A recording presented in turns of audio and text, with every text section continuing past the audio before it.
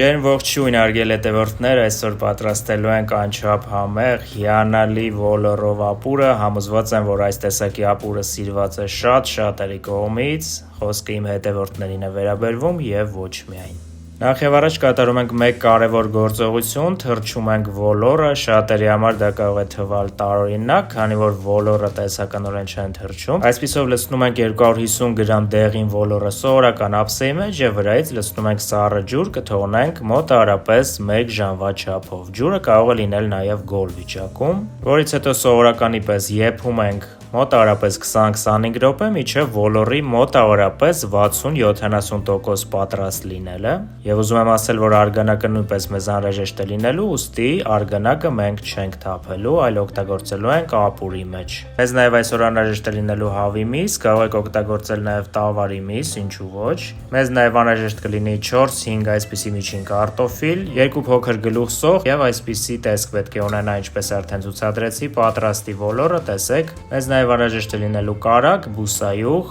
4 տեսակի համեմունք, որոնցից մեկը աղն է եւ մնացածի մասին խոսենք մի փոքր ավելի ուշ։ Իսկ այժմ սոխը կկտրատենք կիսալուսնաձև, այսինքն կբաժանենք 2 մասի եւ յուրաքանչյուրը կկիսենք եւ այսպիսի մանր կտորներ կստանանք։ Կարտոֆիլներ կբաժանենք միջին քառակուսիների, այսպես։ Նույնպես սկզբում 2 մասի ենք բաժանում, այնուհետև յուրաքանչյուր կեսը 3 մասի, եթե մեծ է, եւ բաժանում ենք քառակուսիների։ Դե ինչ, ամեն բան մեզ մոտ պատրաստ է եւ թավայի մեջ միանգամից կավելացնենք բուսայուղը եւ կարագը եւ նախնական կտապակենք նախորոք լվացված հավի միսը մոտավորապես 10 րոպեի չափով, պարբերաբար շրջելով մի քանի րոպեն մեկ, սակայն մինչ այդ իհարկե աղ ենք անում մսին պարտադիր կերպով, այսպես 2 պտղուն ծաղ կանեմ, բավական է այսքանը, եւ հավի միսը պետք է թեթևակի կարմրեցնել, այսպես էլ ավելի համեղ կստացվի ապուրը, այսպես 2 րոպեն մեկ շրջում ենք, կարմրեցնում ենք,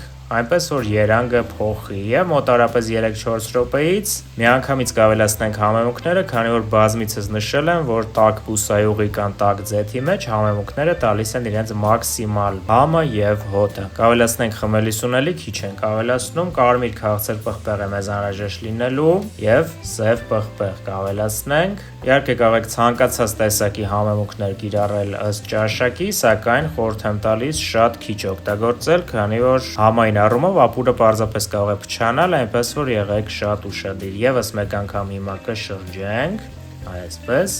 եւ ժամանակն է ավելացնելու արդեն կտրատված սոխը, հարգելի ընկերներ։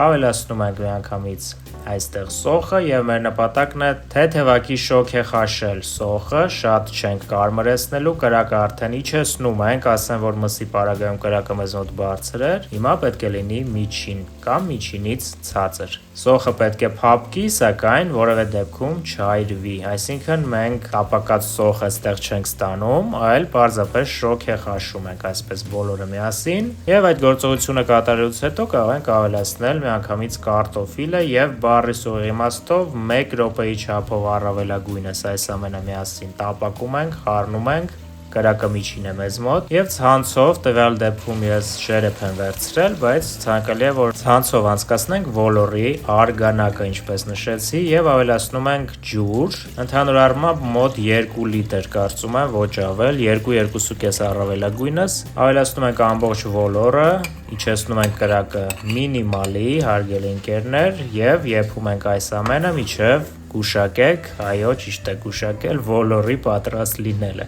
սակայն մինչ այդ ավելացնում ենք 1 ոչ լիքը ճաշի գթալաղ, եթե անհրաժեշտ լինի կավելացնենք էլի։ Նաև ասեմ, որ այդ ընթացքում մենք կտրատեցինք թարմ համեմը եւ մաղադանոսը, կանաչեղենը մեզ անհրաժեշտ է լինելու վերջում, եւ պարբերաբար, տեսեք, ես ձեզ կցուցադրեմ հիմա եփվելու process-ը եւ մեկ հուշում անեմ, ոլորը պատրաստ է լինելու այն ժամանակ, երբ հեղուկը, որի մեջ այն եփվում է, տվյալ դեպքում սա ապուրն է, փոխի իր երանգը եւ ստանա դեղին գույն։ Դա կնշանակի, որ ոլորը փափկում է արդեն եւ վերածվում է խյուսի։